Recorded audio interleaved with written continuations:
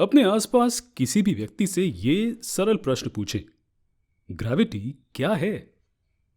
और शायद आपको जवाब मिलेगा, ये कुछ है जो वस्तुओं को पृथ्वी की ओर खींचता है, या ये पृथ्वी द्वारा लगाए जाने वाला फोर्स होता है जो वस्तुओं को अपनी ओर खींचता है। अब इससे पहले कि हम ग्रेविटेशन के बेसिक्स के बारे में बात करें, एक बात है जो हम आपको अच्छी तरह से समझाना चाहते हैं, बल्कि एक बात है जो हम चाहते हैं कि आप भूल जाएं। इस तथ्य को भूल जाइए कि ग्रेविटी का संबंध सिर्फ पृथ्वी और उसके आसपास की वस्तुओं के साथ ही है। ये ग्रेविटी नहीं है। हम ऐसे उदाहरण देखते हैं जहां वस्तुएं जमीन पर गिरती हैं और हम मान लेते हैं कि यही एकमात्र सिद्धांत है जो हमें ग्रेविटी के बारे में बताता है। जी हाँ, ये ग्रेविटी ही होती है जिसकी वजह से पृथ्वी वस्तुओं को अपनी ओर खींचती है। लेकिन सिर्फ ये ही एक चीज नहीं है जिसके बारे में समझने की आवश्यकता है। तो ग्रेविटी क्या है? समझ लीजिए कि आपकी स्क्रीन एक यूनिवर्स है और इस यूनिवर्स में कोई भी दो वस्तुएं हैं। ये ग्रह या इंसान या जानवर या कुछ भी हो सकता है। बस इतना है कि उन दोनों में नॉन जीरो मास होना चाहिए।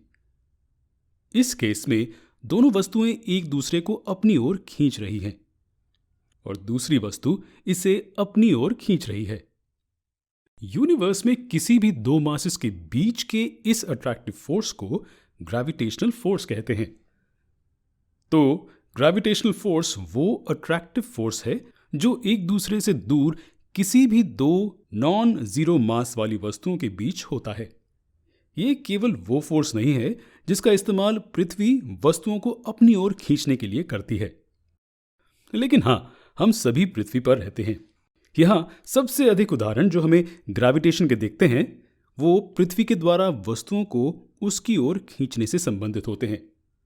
लेकिन आपको पता होना चाहिए कि ये एकमात्र फोर्स नहीं है जो ग्रेविटेशन को एक्सप्लेन करता है। धरती और इंसान के केस में पृथ्वी एक वस्तु है और इंसान दूसरी वस्तु है। दोनों एक दूसरे को अपनी ओर खींचते रहते हैं। लेकिन ऐसा क्यों होता है? अगर आप वास्तव में बहुत अधिक रिसर्च करें कि वास्तव में ग्रेविटी क्या होती है, तो आपको पता चलेगा कि ग्रेविटी वास्तव में फोर्स नहीं, बल्कि ये सिर्फ एक भ्रम होता है। इसलिए अभी के लिए ये जानना काफी है कि ग्रेविटेशनल फोर्स वो अट्रैक्टिव फोर्स है जो एक दूसरे से दूर किसी भी दो नॉन जीरो मास वाली वस्तुओं के बीच होता है। बेसिक्स जानने के बाद शायद आपके दिमाग में कई सवाल आ रहे होंगे। क्या सेब पृथ्वी की ओर गिरता है या पृथ्वी सेब की ओर बढ़ती है? अगर दो वस्तुएं हमेशा एक दूसरे को आकर्षित करते हैं, तो दो मनुष्य एक दूसरे की ओर क्यों नहीं खींचते? दो तारे आपस में क्यों नहीं टकराते? ग्रेविटेशन पर बने हमारे वीडियोस देखने के बाद आप इन सभी सवालों के जवाब दे पाएंगे और उनसे संबंधित विभिन्न सिद्धांतों को समझ पाएंगे। सीखते रहिए।